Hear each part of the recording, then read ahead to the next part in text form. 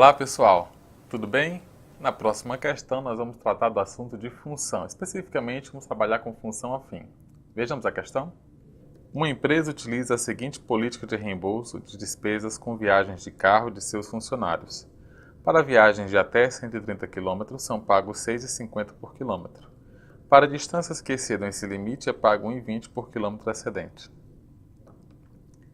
Qual a expressão que representa o valor pago por uma viagem de x quilômetros em que x é maior ou igual a 130? Muito bem, pessoal. Vejamos aqui mais uma vez o enunciado. Para viagens de até 130 km, são pagos R$ 6,50 por quilômetro. Mas se a distância exceder esse limite, é pago R$ 1,20 por quilômetro excedente. Então não é R$ 1,20 por todos os quilômetros, é só pelo excedente. Então, se a viagem tiver mais de 130 km, o reembolso vai ser de 130 km vezes 6,50, porque os primeiros 130 km são pagos 6,50 por quilômetro, acrescido de 1,20 por quilômetro excedente. Ora, o quilômetro excedente é o que ultrapassa os 130, ou seja, x menos 130. Então, essa é a expressão que vai fornecer o valor do reembolso. Veja que essa expressão é a que nós encontramos no item A. Na próxima questão, nós vamos trabalhar com função quadrática. Vejamos a questão. O custo C, em reais, de uma empresa para produzir N unidades diárias de portões é dado por C de N igual a 150 menos 2N mais N quadrado. Atualmente, a cada dia são produzidas 10 unidades. Com o intuito de aumentar a produção gastando um valor entre 300 e 400 reais, foram propostas as seguintes alternativas. Alternativa 1, aumentar a produção em 1 unidade. Alternativa 2, aumentar a produção em 3 unidades. Alternativa 3, aumentar a produção em 5 unidades. Alternativa 4, aumentar a produção em 7 unidades. Alternativa 5, aumentar a produção em 9 unidades. Desse modo, a alternativa que deve ser adotada é: bem, vamos então pegar aqui a fórmula, que é 150 menos 2n mais n quadrado, e observar cada uma das alternativas. Então, na alternativa 1, que é aumentar a produção em 1 unidade, se a produção atual é de 10 unidades, então ela vai passar a ser 11. Vamos calcular o custo, então, para 11 unidades. Vamos obter aqui C de 11. Ora, C de 11, que é a alternativa 1, vai ser, então, 150 menos 2 vezes 11, mais 11 ao quadrado. Ora, mas isso aqui vai dar 249. Na alternativa 2, nós temos que aumentar a produção em 3 unidades, então ela vai passar para 13. Vamos calcular C de 13, 150 menos 2 vezes 13, mais 13 ao quadrado. Isso aqui vai dar 293.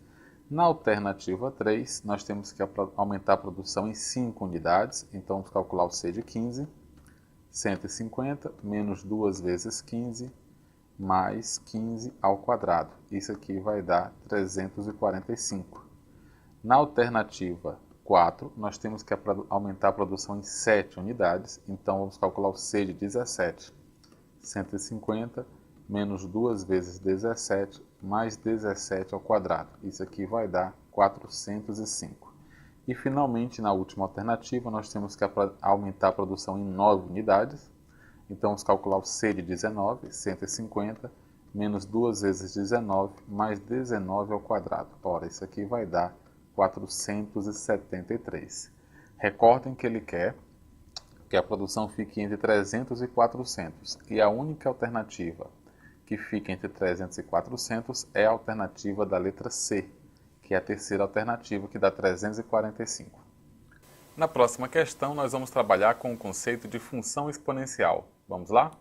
Estudos mostram que a função 700 menos 400 vezes e elevado a menos 0,5t representa a relação entre a quantidade de peças Q produzidas mensalmente por um funcionário e o tempo em meses de experiência dele, seja E aproximadamente 2,71. 2 operários foram contratados e seus nomes, bem como seus tempos de experiência, são Carlos com 2 meses de experiência, Bruno sem nenhuma experiência.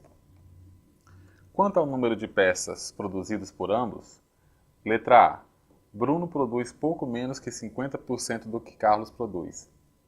Bruno produz pouco mais de 50% do que produz Carlos.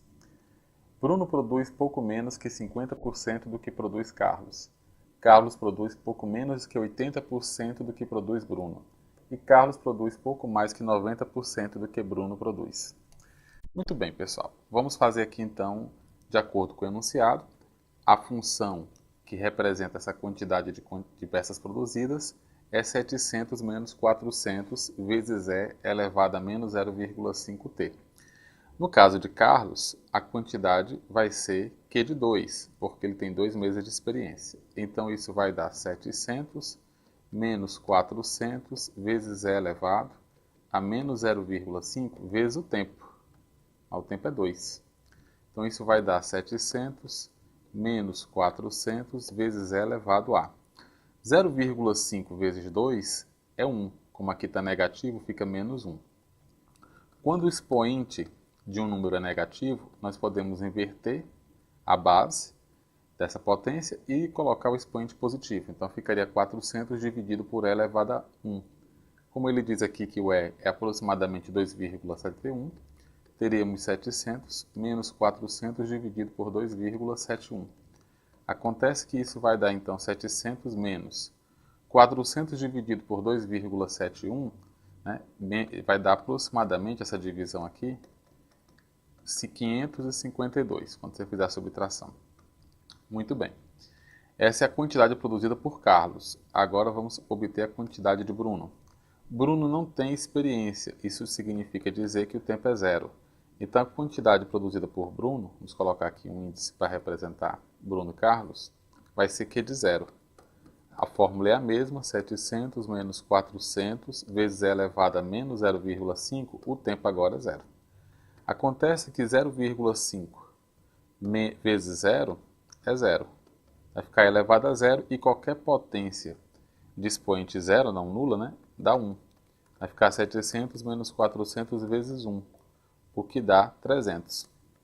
Então, nós temos aqui que Bruno produziu 300 peças, enquanto que Carlos produziu 552 peças. Ou seja, Bruno produziu menos do que Carlos. E quando você faz a divisão 300 por 552, isso aqui dá um pouquinho mais, ligeiramente mais, que 0,5.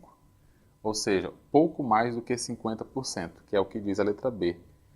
Bruno produz pouco mais que 50% do que Carlos produz. Na próxima questão, nós vamos trabalhar com função afim e vamos também verificar como obter a equação de uma reta a partir de 2 pontos. Poderemos também trabalhar com a forma segmentária da equação da reta. Vejamos a questão. As temperaturas de duas soluções A e B variam com o tempo de acordo com os gráficos a seguir. Aí você observa aqui o eixo vertical, o eixo horizontal e as duas retas. O instante no qual as temperaturas de ambas se igualam é... Ora, pessoal, veja que no eixo horizontal nós temos o tempo, ele quer o instante em que as temperaturas se igualam. Então, o instante ocorre aqui, ó, nesse ponto, após 100 minutos. Queremos descobrir que ponto é esse. Primeiro, vamos obter a equação das retas. Vamos obter a equação da reta A. Para obter a equação de uma reta, tendo 2 pontos, e sendo esses pontos exatamente os pontos em que a reta intersecta os eixos coordenados, no caso o eixo dos tempos e o eixo da temperatura, então vamos escrever assim, vai ficar x sobre 200, porque o ponto em que a reta A, essa aqui é a equação da reta A, o ponto em que a reta A intersecta o eixo dos tempos é no 200, mais y sobre 100, porque o ponto em que a reta intersecta o eixo da temperatura no 100, igual a 1. Agora, para obter a equação da reta B, a gente faz algo parecido. Vai ficar x sobre 100, porque a reta B intersecta o eixo dos tempos no 100, mais y sobre menos 100, porque a reta B intersecta o eixo y, no caso das temperaturas, no menos 100, igual a 1. Então, nós temos aqui essas duas equações. Vamos reescrevê-las aqui. X sobre 200 mais y sobre 100 igual a 1, a equação da reta A, e x sobre 100 mais y sobre menos 100 igual a 1, que é a equação da reta B. Para determinar o ponto em que essas duas retas se intersectam, nós podemos resolver esse sistema. Para resolver esse sistema, basta somar as equações, visto que y sobre 100 com y sobre menos 100 se cancelam. E aí teremos x sobre 200 mais x sobre 100 igual a 1 mais 1, que é 2. Vamos somar aqui, 1 mais 1 vai dar 2. Então nós temos que resolver essa equaçãozinha do primeiro grau. Para resolver, vamos multiplicar tudo por 200. Então vamos ter x sobre 200 vezes 200 vai cancelar o 200 do denominador com esse 200 que nós estamos multiplicando. Então vai ficar só o x. Mais 100, 200, né, dividido por 100, vai sobrar 2 que vai multiplicar o x. Então vamos ter 2x igual, e 200 vezes 2, que é 400, igual a 400.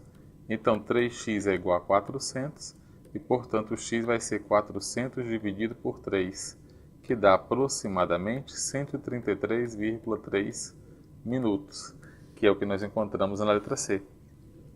Na próxima questão, nós vamos trabalhar com o assunto de função afim, razão e proporção entre grandezas. Vejamos? Renda dos homens versus mulheres.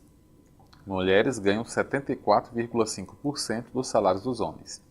Aí vocês observam aqui que em 2012 as mulheres ganhavam 72,4% do que os homens ganhavam. Em 2013 esse percentual era 73,5%.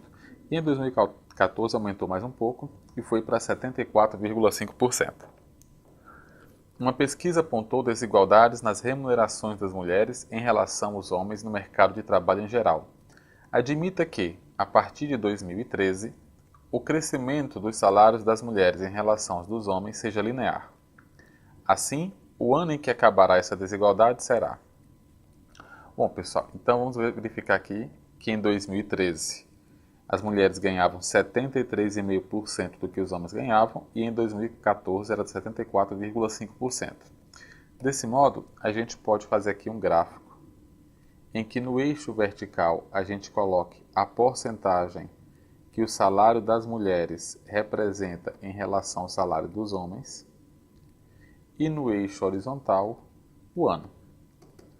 Assim a gente pode marcar um ano aqui para representar 2013, que é o nosso ano inicial, e o valor correspondente, que é 73,5%. E em 2014, que é o outro ano que nós temos informação, esse percentual subiu para 74,5%. Como ele quer que seja uma relação linear, nós podemos ligar esses dois pontos por uma reta e projetar que vai ter em algum ano, vamos representar aqui pela letra X, que esse percentual ele quer que acabe essa desigualdade. Então nós queremos que esse percentual seja 100%. A desigualdade vai acabar quando as mulheres ganharem 100% do que os homens ganham para executarem as mesmas tarefas. Muito bem. Então nós podemos fazer o seguinte, vamos marcar esse ponto inicial pela letra A, esse ponto aqui pela letra B, esse ponto final aqui pela letra C. E aí a gente aplica o teorema de Tales. Veja, essa primeira diferença nesse segmento aqui, 73,5 para 74,5 é 1. Ela está para o segmento AB da mesma maneira que o segmento AB está se correspondendo com essa diferença entre anos, 2014 e 2013, que também é 1. Então a gente pode colocar aqui pelo teorema de Tales que 1 está para 1. Da mesma maneira que esse segundo segmento, 74,5 até 100, dá essa diferença 25,5.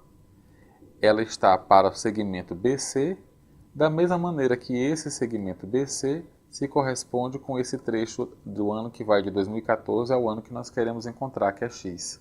Ou seja, X menos 2014. Então nós podemos escrever que 25,5 está para X menos 2014. E aí, fazendo o produto dos meios igual ao produto dos extremos, nós encontramos que x menos 2014 igual a 25,5. E que, portanto, x é igual a 2039,5. Portanto, acontece ainda no ano de 2039. em meados do ano de 2039, é de se esperar que a diferença entre os salários dos homens e das mulheres desapareça. Na próxima questão, nós vamos trabalhar com a leitura de gráficos. Vejamos a questão. O gráfico apresenta os valores médios dos preços de terras agrícolas na cidade de Andradina, em São Paulo, no período de 2004 a 2014, de acordo com o Instituto de Economia Agrícola, IEA. E aqui você vê no gráfico o valor médio da terra agrícola em Andradina, nesse período 2004 a 2014, em reais por hectare. Com base no gráfico, letra A, em 2010, por hectare, a diferença entre o valor médio da terra de cultura de segunda e o valor da terra para pastagem foi maior do que R$ 2.000. Vamos voltar ao gráfico e analisar. Então, vamos destacar aqui que é 2010, ele quer a terra de cultura de segunda, que está representada aqui pelo quadradinho verde, e a terra de pastagem, que está representada por um triângulo em vermelho, que aqui no gráfico aparece encoberta aqui pela bolinha. Está encoberto, né? Está por trás da bolinha. Veja que essa diferença é menor do que R$ 2.000, já que a terra de cultura de segunda é um pouco menos do que 10.500, enquanto que a terra de pastagem é um pouco maior do que 8.500. Então essa diferença é menos do que R$ 2.000, é menor do que R$ 2.000, né? Vamos colocar assim, menor do que R$ 2.000. Portanto, essa alternativa A, ela é falsa. Vamos marcar aqui que se trata de uma alternativa falsa. Letra B.